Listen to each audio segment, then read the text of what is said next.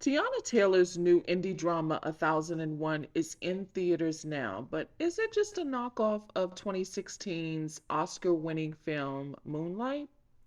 Here's my review of 1001. This is writer-director A.V. Rockwell's feature film debut. She had previously worked on the BET series Boomerang, has worked on music videos and shorts. And I say this with love. I do think she did a decent job in this film, but it did feel like a knockoff of Moonlight. Now, her camera captures some really Oscar worthy performances from Teyana Taylor. I do believe that she captured her in such the most vulnerable way.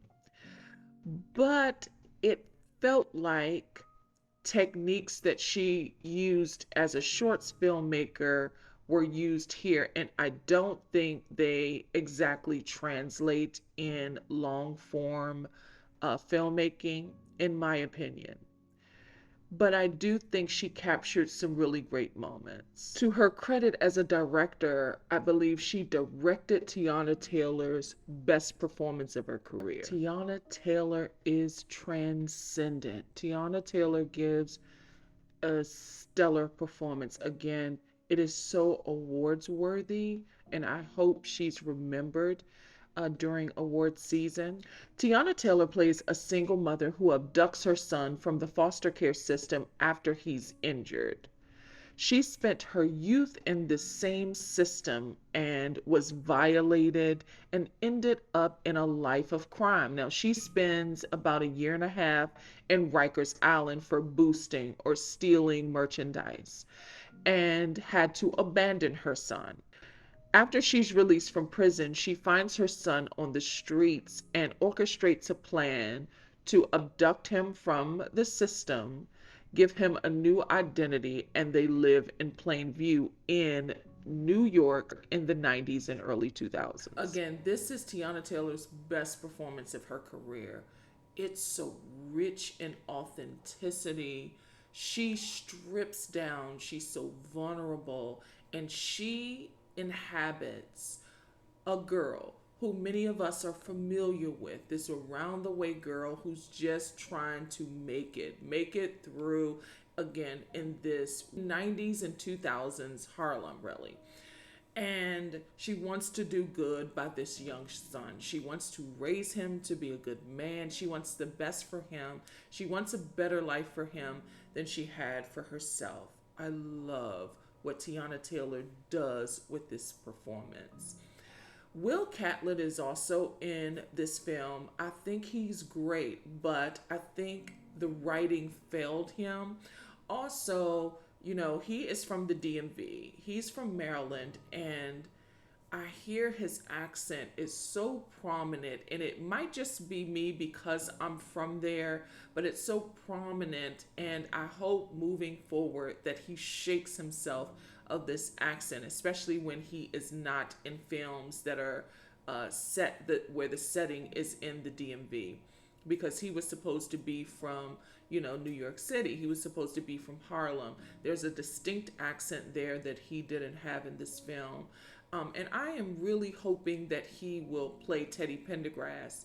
I believe that Tyrese Gibson still has the rights to uh, the biopic, but I think that he would be perfect for that role. And so I just hope that he shakes this accent.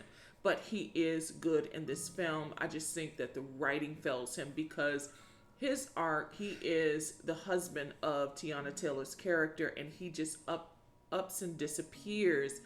And the way it's filmed, it's just so abrupt, and a lot of his arc is missing. We're just left to wonder where he's been and what he's been up to, and why he's hurting the love of his life so much. And so there wasn't much there for him, but he makes do with what he has. So the performances are really great, specifically Teyana What Taylor's. really livened the nostalgia for this film were the hair and makeup, the set design, and the production design. The set design and production design perfectly replicated Harlem in this time. I think it looked so rich and beautiful, and really captured the moment, like encapsulated that moment in the 90s and 2000s, when it was again in the deleterious Giuliani and Bloomberg eras.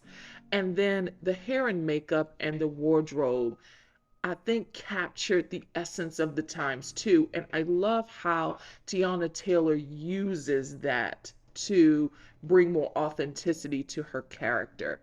The wardrobe felt like second skin on her, or looked like second skin on her. The hair and makeup, she really inhabited this character, which I think adds to how brilliant and transcendent her performance is. So, shout out to hair, makeup, wardrobe, set design, and production design. The crew for this film did a marvelous job. Where this film goes wrong for me, aside from the obvious that this is a knockoff of Moonlight, I wanted more from the story. It felt so incomplete. It's absent of any real stakes until the twist in the third act, which I won't spoil. Time just leapfrogs so suddenly. I was just like, it's just so weird how it would transition in time. And there are these title cards that are used sparingly and inconsistently. And I feel like we either need title cards or we don't. I really think for this story, we didn't necessarily need title cards. We know we're in, 19 in the 90s and in the 2000s because the child grows up, but it was used so inconsistently that I think they were unnecessary. And the score, I think for a 90s and 2000s period piece, we needed music to help ground the story. The score used in this film belonged to a totally different film. Every time music is paired to a scene, I think it felt disruptive. It just didn't move the story. And I think if budget was a concern for, the score or the soundtrack, then it might have been best. In my opinion, I know this is an indie and I know budget is usually a concern with indies.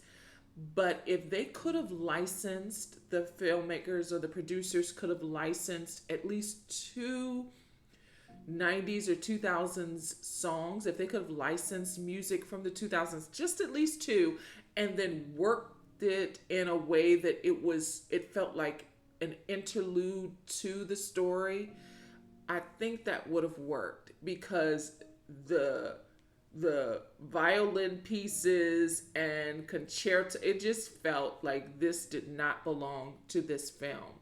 This is a black indie film, again in the 90s and 2000s, surrounding a single black mother from Harlem. The music sounded like it needed to be, in one of those period pieces in Britain, in London somewhere. I don't know. It just felt awkward. It really depleted the energy of what was deserved in this specific movie. The music, it's really bad. Should you see 1001 in the theaters? Yes. I love supporting indie films. There's enough there for you to go out to the theater and support this film. And Teyana Taylor again gives a performance of a lifetime. She's fantastic in this movie. If it's playing in a theater near you, please support 1001.